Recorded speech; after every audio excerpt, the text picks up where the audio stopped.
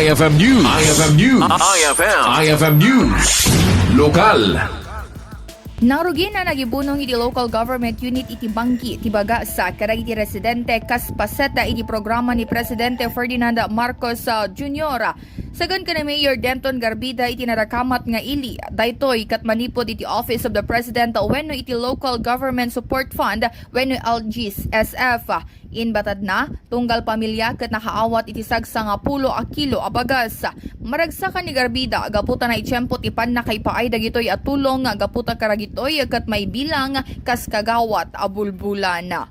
Ay, madama distribution day bakas nga nagaputi Office of the President, kastamot ipanangas inasistiran ng tayo matla ti Office of the Congressman, Office of the Governor, kat Office of the Vice Governor, kat maragsakan na kaputa, dito yan kat may bunong min, tay damo na nga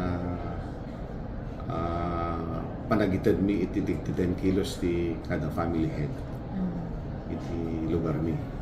Kata September, andan to man tayo sumarnon. Napintas ka dito nga tiyempo po nga ada dito nga programa agsipot na masapul ti tao.